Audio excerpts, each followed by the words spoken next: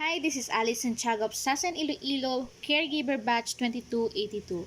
For this return demonstration, we will perform NGT feeding. Nasogastric tube.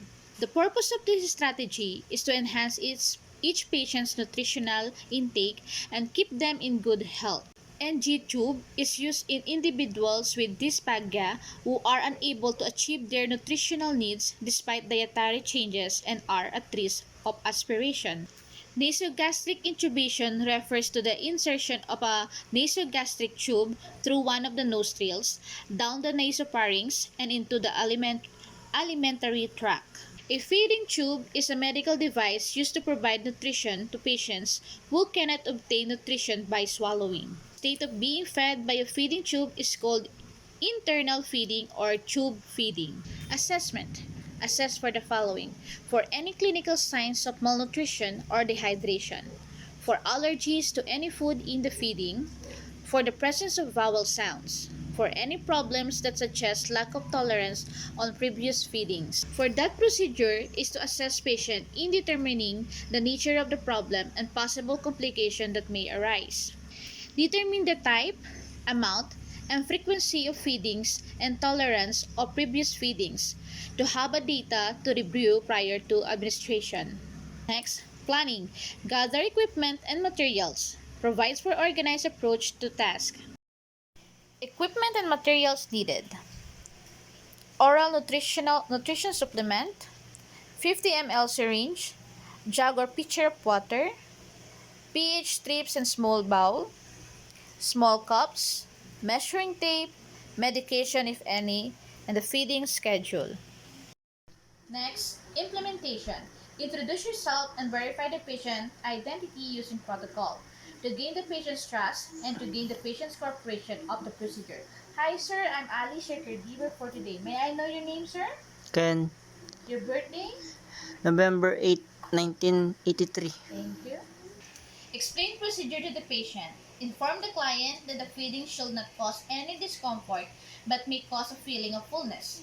For the patients to be informed of the procedure and avoid anxiety. Perform hand hygiene. Hand washing prevents the spread of microorganisms.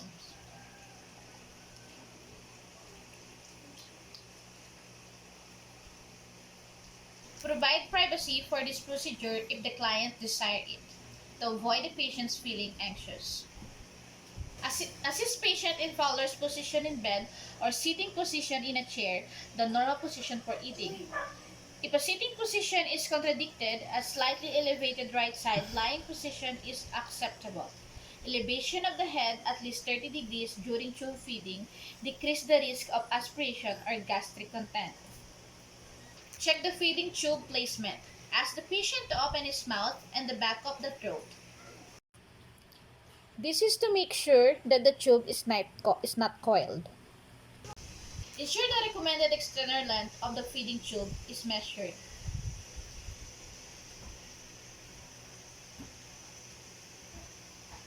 And consistent during each feed. The feeding tube should be secured firmly to the nose and cheek with a tape. To check if the feeding tube is in the stomach, withdraw some gastric content with the syringe.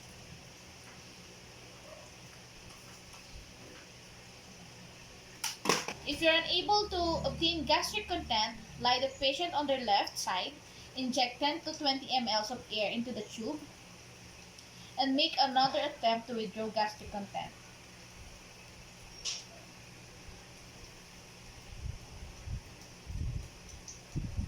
If you're still unable to obtain gastric content, please wait 15 to 30 and try again. Read gastric content pH level. If the pH level is below or equal to 5, he is ready to feed. Please note that pH levels can be affected by certain medications like proton pump, inhibitors, H2 antagonists, or antacids. If the patient is on other medication, please check with your doctor as they might also influence the pH results. Feeding of oral nutrition. Feeding of oral nutrition supplement. Check the feeding schedule. Attention! Do not warm up oral nutrition supplement. Prepare the correct amount and oral nutrition supplement prescribed. If the oral supplement has been in the fridge, thaw it for 15 minutes before use. Prevent air entry into the stomach by kinking the feeding tube before connecting the syringe.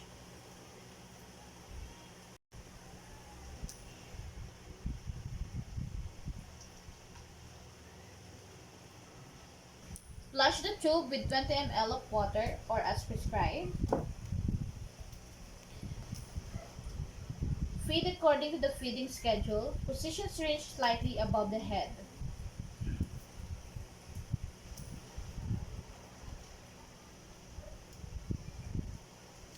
Ensure the syringe is not empty during feeding. This is to minimize stomach discomfort due to excessive air entry.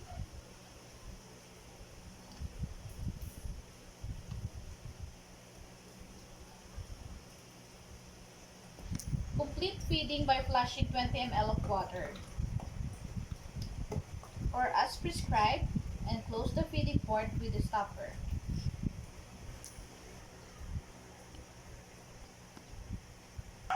Feeding medication. Ensure right medication is being prepared. Crush the medication finely. Attention, some tablets and capsules should not be crushed. Or dissolve the pills in lukewarm water.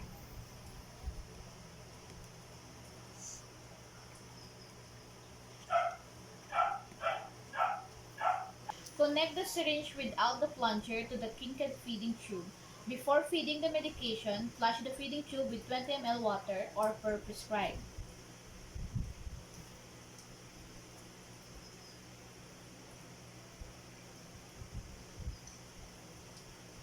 Pour medication into the syringe. After administering the medication, remember to flush the feeding tube with 20 ml water or as prescribed.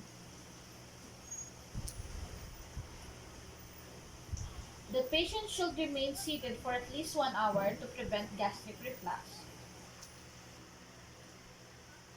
Precautions: do not mix medication with oral nutrition supplement. Administer feeds prescribed by your healthcare professional. Fill the syringe with water with a plunger. Apply pressure to flush and block the tube.